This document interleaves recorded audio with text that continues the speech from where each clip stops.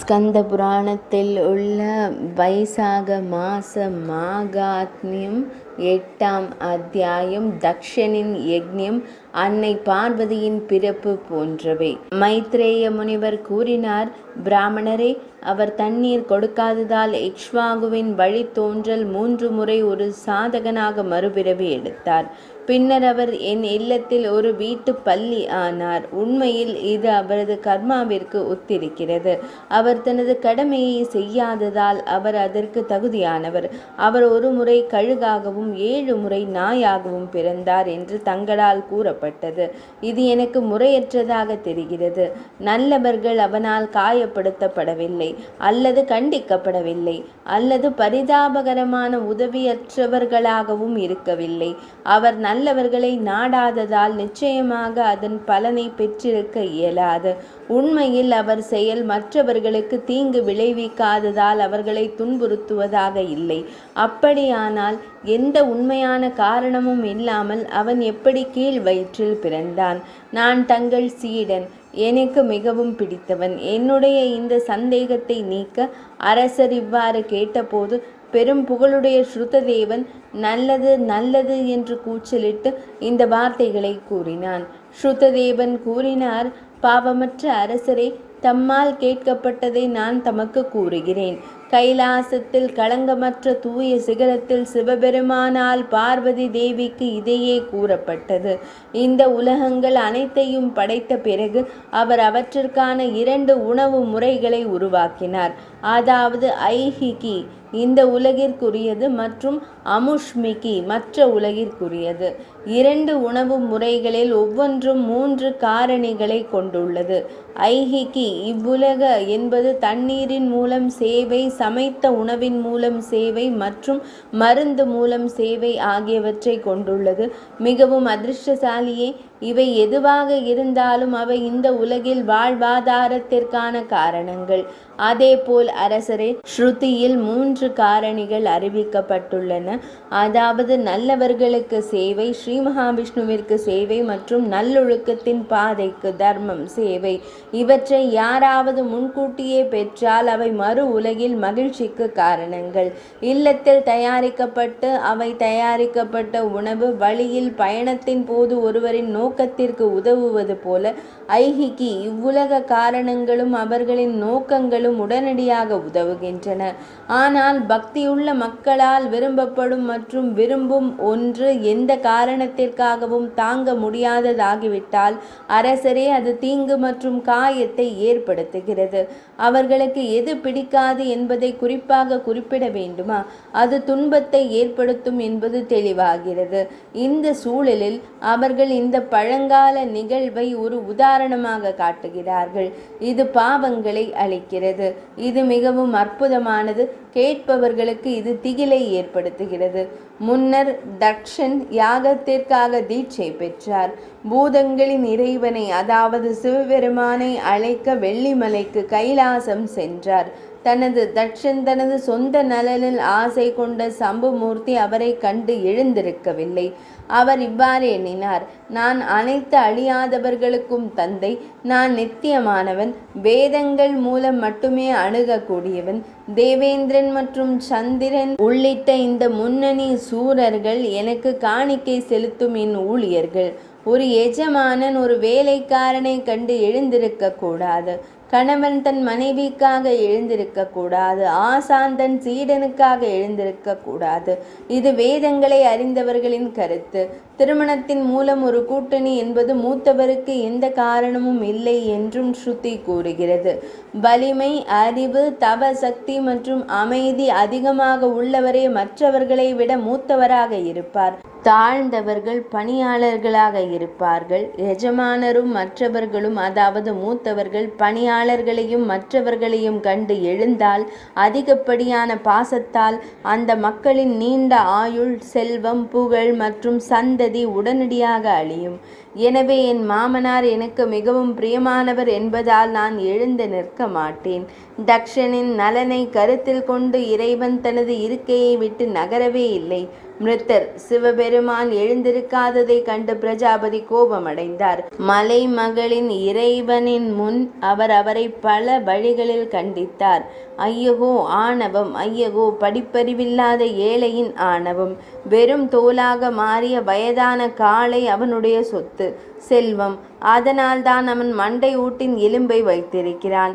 மத வெறியர்களால் அவன் அணுகப்படுகிறான். எதற்கும் பெருமைப்படாத அவனுக்கு அதிர்ஷ்டம் எப்படி மங்களத்தை அளிக்க முடியும்? இந்த உலகில் அறிவாளிகள் தங்கள் செயல்களின் மூலம் மட்டுமே புண்ணிய செயல்களை புரிந்து கொள்கிறார்கள். இந்த ஏழை மனிதன் குளிர்ச்சியால் பாதிக்கப்பட்டு புலித்தோலை அணிந்திருக்கிறான். அவன் தங்குமிடம் தகன மைதானம். அவன் அலங்காரங்கள் பாம்புகள் என்று அவர்கள் கூறுகிறார்கள். அவனுக்கு தைரியமோ அறிவோ இல்லை. ஓநாய்க்கு இணையான அவனிடமிருந்து இருவரும் ஓடிவிட்டனர். அவன் எப்போதும் பூதங்கள், பேய்கள், தீய ஆவிகள் மற்றும் பிற தீய சக்திகளுடன் நெருங்கிய நெருக்கத்திலும் தொடர்புகளிலும் இருப்பான். அவனுடைய வம்சாவளியை குறித்து எதுவும் கேள்விப்படவில்லை. நல்லவர்களால் அவன் மதிக்கப்படுவதில்லை. முன்பு தீய எண்ணம் கொண்ட நாரத முனிவரால் நான் தவறாக நம்பப்பட்டேன். அவனால் வற்புறுத்தப்பட்டதால் என் மகள் சதியை அவனுக்கு நான் கொடுத்தேன். அவளும் ஒரு தனி தர்மத்தை பின்பற்றுபவளாகிவிட்டாள். அவளை அவன் இல்லத்தில் மகிழ்ச்சியாக இருக்க விடுங்கள். இந்த மனிதனோ என் மகளோ எந்த வகையிலும் ஒரு சண்டாளனின் கைகளை அடைந்த குயவனின் பானை போல அங்கீகரிக்கப்படக்கூடாது. இவ்வாறு மயக்கமடைந்த ஆன்மா கொண்ட தக்ஷன் உமாவையோ அல்லது சிவனையோ அழைக்கவில்லை. அவர் சிவபெருமானை பல்வேறு வகையான பல விதங்களில் சுடு சொற்கள் கூறிவிட்டு அமைதியாக இல்லம் திரும்பினார். அதன் பின்னர் அவர் யாக அறைக்கு சென்று பெரிய இறைவனை கண்டித்து கொண்டே இருந்தார். ரித்விக்குகள் மற்றும் முனிவர்களின் துணையுடன் யாக முறைப்படி யாகத்தை செய்தார். பிரம்மதேவர் மற்றும் ஸ்ரீ மகாவிஷ்ணுவை தவிர அனைத்து தேவர்களும் அங்கு வந்தனர். சித்தர்கள், சாரணர்கள் மற்றும் கந்தர்வர்கள், யக்ஷர்கள், ராட்சசர்கள் மற்றும் கிண்ணறர்களும் அங்கு வந்தனர். அந்த நேரத்தில் மென்மையான மற்றும் தகுதியான பெண்மணியான சதி தேவி தனது பெண்மையின் நிலையற்ற தன்மையால் சோதிக்கப்பட்டார். திருவிழாவை காணவும் அங்கு கூடியிருந்த உறவினர்களை சந்திக்கவும் அவள் ஆர்வமாக இருந்தாள். ருத்ரனால் அவள் தடுக்கப்பட்டாலும், அவள் அவளுடைய தந்தையால் அவமதிக்கப்பட்டு இருந்தாலும் அவள் செல்ல முடிவு செய்தாள். ஒரு பெண்ணின் நிலையற்ற தன்மைக்கு சிவபெருமான் அவளை இவ்வாறு தடுத்தார். சிறந்த நிறமுடைய பெண்ணே, அவர் திறந்த சபையில் எப்போதும் என்னை கண்டிக்கிறார். அது தாங்க முடியாதது. அதை கேட்டதும் அது உண்மைதான். நீங்கள் உங்கள் சொந்த உடலை துறப்பீர்கள். அது தாங்க முடியாதது என்றாலும் இல்லத்தை, குடும்ப வாழ்க்கையை வைத்திருக்க விரும்புவதால் நானும் அதை தாங்கிக் கொள்ள வேண்டும். மென்மையான பெண்ணே, நான் செய்தது போலவே நீயும் செய்கிறாய். எனவே யாக மண்டபத்திற்கு செல்லாதே. நிச்சயமாக உனக்கு எந்த நல்ல விஷயமும் நடைபெறாது. இவ்வாறு வற்புறுத்தப்பட்டாலும் தேவி சதி தனது நிலையற்ற தன்மையை கைவிடவில்லை. சதி தேவி தனியாக இல்லத்தை விட்டு நடந்து புறப்பட்டாள். அவளை கண்டதும் காளை அமைதியாக தெய்வத்தை முதுகில் சுமந்து சென்றது. பின்னர் கோடிக்கணக்கான பூத குழுக்கள் சதி தேவியை பின்தொடர்ந்தனர். பலிபீடத்திற்கு சென்ற பிறகு அவள் ஆரம்பத்தில் பெண்களுக்காக ஒதுக்கப்பட்ட அடுக்குமாடி குடியிருப்புகளுக்கு சென்றாள். அனைவரும் சதி தேவியை கண்டுகொண்டே இருந்தார்கள். மன உளைச்சலுடன் அவள் அங்கிருந்து புறப்பட்டாள். தன் கணவரின் வார்த்தைகளை நினைவு கூர்ந்து வடக்கு பலிபீடத்திற்கு சென்றார். அவளை கண்டதும் அவளுடைய தந்தையும் அங்கு கூடியிருந்தவர்களும் அவளுக்கு எந்த ஆசீர்வாதமும் அளிக்காமல் அமைதியாக நின்றனர். ருத்ரனுக்கு ஆகுதி செய்யும் நேரம் வரை அவள் தந்தையின் யாகத்தை பார்த்து கொண்டிருந்தாள். அவளுடைய தந்தை ருத்ரனை இறக்கிவிடத் தொடங்கிய போது அவள் கண்ணீர் நிறைந்த விழிகளுடன் கூறினாள், தெய்வம் கூறியது பெரியவர்களை மீறுவதும் அவமதிப்பதும் பொதுவாக மக்களின் நலனுக்கு உகந்ததல்ல. ருத்ரர் உலகங்களை உருவாக்குபவர். அவர் உலகங்களின் நிர்வாகி. உலகங்கள் அவர் அனைத்திற்கும் மாறாத இறைவன். இன்னும் ஹவிகள் ருத்ரனுக்கு ஏன் கொடுக்கப்படவில்லை? ஏன் இங்கு வந்த மற்றவர்கள் ஏன் உங்கள் தீய நோக்கங்களை வெளிப்படுத்தவில்லை? உன்னத ஆன்மாக்கள் இப்படி நடந்து கொள்வதில்லை. விதி இவற்றிற்கு பாதகமானதா? அவள் இவ்வாறு கூறும்போது பூஷன் சிரிக்கத் தொடங்கினான். மங்களம் அளிக்கப்பட்ட பிருகு முனிவர் மீசை மற்றும் தாடியை அசைக்க தொடங்கினார். மற்றவர்கள் தங்கள் கரங்கள், பாதங்கள், தொடைகள் மற்றும் பக்கவாட்டுக்களை தடவினார்கள். அவளுடைய துரதிருஷ்டவசமான தந்தை அவளை பல வழிகளில் கண்டித்தார். அதை கேட்டதும் ருத்ரனின் மனைவி மனதில் மிகவும் கோபமடைந்தாள். அதை கேட்டதற்கு பரிகாரம் செய்வதற்காக சதி தேவி பலிபீடத்தின் நடுவில் உள்ள யாக நெருப்பில் தன் உடலை எரித்தாள். அனைவரும் பார்த்து கொண்டிருந்த போது பெரும் கூச்சலும் எழுந்தது. பிரமதர்கள் உடனடியாக ஓடி வந்து தேவர்களின் இறைவனிடம் அனைத்து விவரங்களையும் தெரிவித்தனர். அதனை கேட்டதும் ருத்ர பகவான் திடீரென்று எழுந்து நின்றார். உலகம்! அவர் தன் கையால் தன் பிசுபிசுப்பான முடியை பிடுங்கி தரையில் அடித்தார். அதிலிருந்து மிக வலிமையான வீரபத்ரர் எழுந்தார். 1000 கரங்களை கொண்ட பெரிய உடலை கொண்டிருந்தார் வீரபத்ரர். அவர் பிரபஞ்சத்தை அழிப்பவரான காலனின் பிரகாசத்தை ஏற்றுக்கொண்டார். மரியாதையுடன் கரங்களை இணைத்து ஹரனிடம் கூறினார், நான் படைக்கப்பட்ட பணியில் என்னை ஈடுபடுத்துங்கள். இதை கூறியதும் கோபமடைந்த துர்ஜடி சிவபெருமான் தன் முன் நின்ற வீரபத்ரனிடம் கூறினார், என்னை கண்டித்த தக்ஷனை கொல்லுங்கள். அவருக்காக என் அன்பு மனைவி தன்னை எரித்து கொண்டாள்.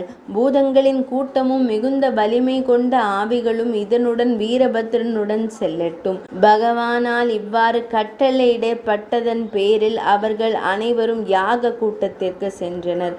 அவர்கள் அந்த மாபெரும் வீர தேவர்கள், அசுரர்கள், மனிதர்கள் மற்றும் பிறரை தாக்கினர். பிசுபிசுப்பான கூந்தலில் பிறந்த வீரபத்ரர் சிரித்த பூஷனின் பற்களை உடைத்தார்.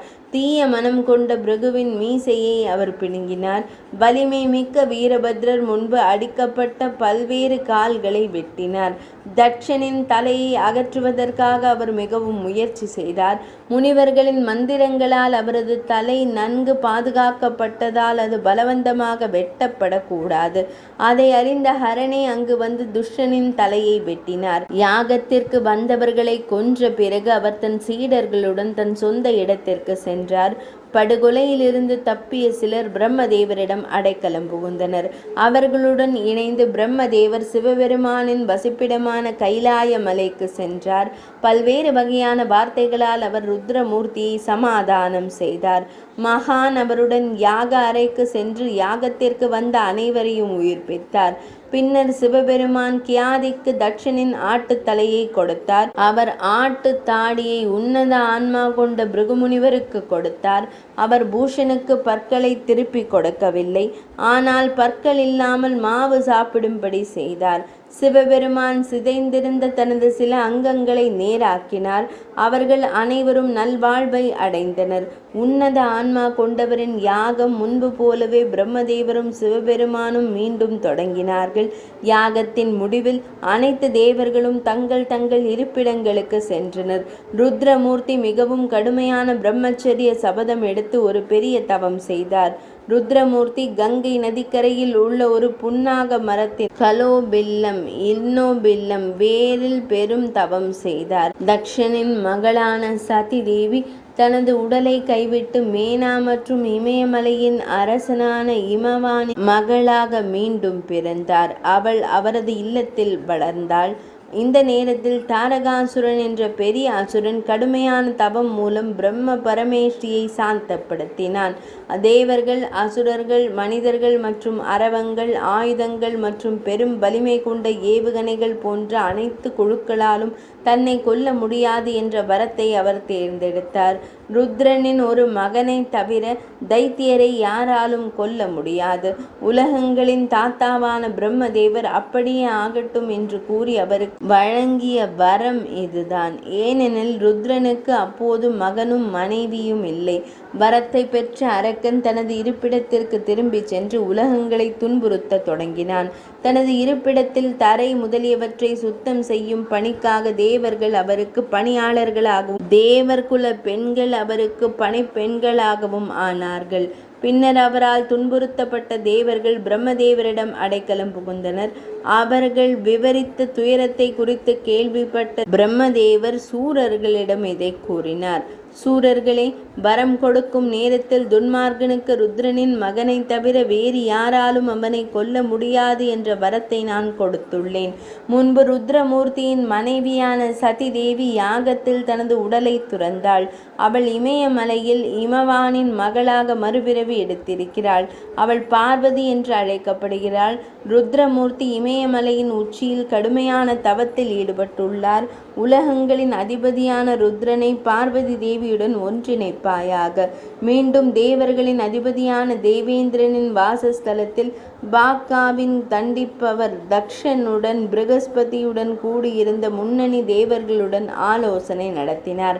தனது பணிக்காக அவர் நாரத மாமுனிவரையும் ஸ்மரணையும் நினைவு கூர்ந்தார். அவர்கள் அங்கு வந்தனர். பாலாவின் எதிரி அதாவது தேவேந்திரன் அவனிடம் இந்த வார்த்தைகளை கூறினான். தயை கூர்ந்த இமவானிடம் சென்று தங்கள் வார்த்தைகளால் அவருக்கு அறிவூட்டுங்கள். தங்கள் மகள் முன்பு தக்ஷனின் மகள் மற்றும் ஹரனின் மனைவியான சதி தேவி அவரிடமிருந்து பிரிந்து 10 பெண் தோழிகளுடன் உங்கள் சிகரத்தில் தவத்தில் ஈடுபட்டுள்ளார். மிருதரும் உங்கள் சிகரத்தில் தவத்தில் ஈடுபட்டுள்ளார். தனது அன்பிற்குரியவரை மிருதரின் சேவையில் ஈடுபடுத்துங்கள். அவள் நிச்சயமாக அவருக்கு மனைவியாகி விடுவாள். அவர் மட்டுமே அவளுக்கு கணவராக இருப்பார். தேவேந்திரனால் இவ்வாறு கட்டளையிடப்பட்டவுடன் நாரத மாமுனிவர் மலையை நெருங்கி தேவேந்திரன் கட்டளையிட்டபடி அனைத்தையும் செய்தார். பின்னர் தேவேந்திரன் காமனை அழைத்து அவரிடம் இவ்வாறு கூறினார். தேவர்களின் நலனிற்காகவும் மிருதரின் நன்மைக்காகவும் வசந்தாவுடன் அதாவது வசந்த காலத்தில் ருத்ரனின் தவ தோற்பிற்கு செல்லுங்கள்.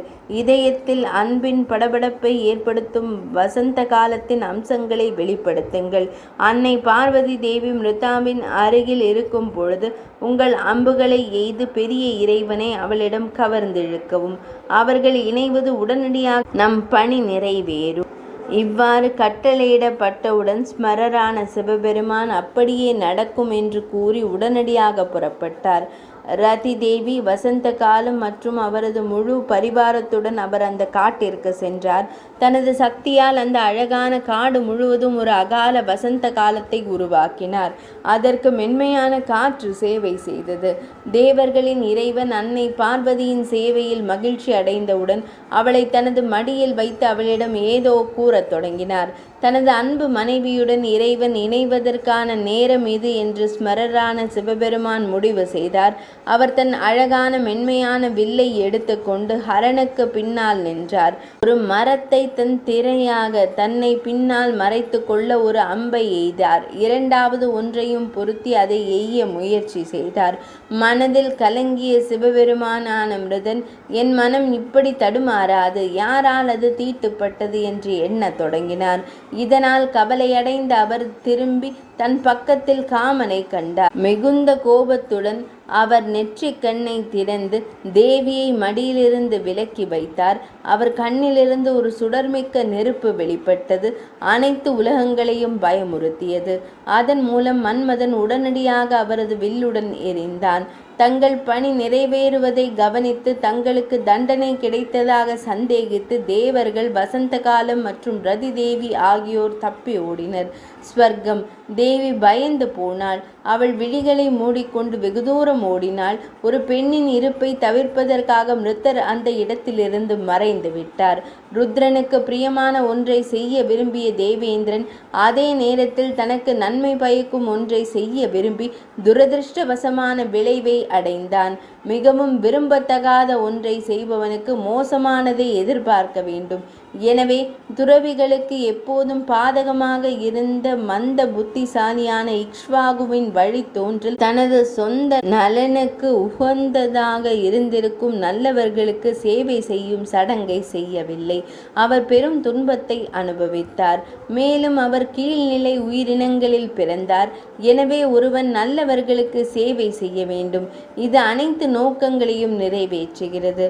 ருத்ரனுக்கு பிரியமில்லாத ஒன்றை செய்ததால் ஸ்மரர், அதாவது சிவபெருமான் தனது அடுத்த பிறவியில் அவர் ஒரு பெரிய ஆண்டவராக இருந்தாலும் மிகவும் துன்பத்தை அனுபவித்தார்.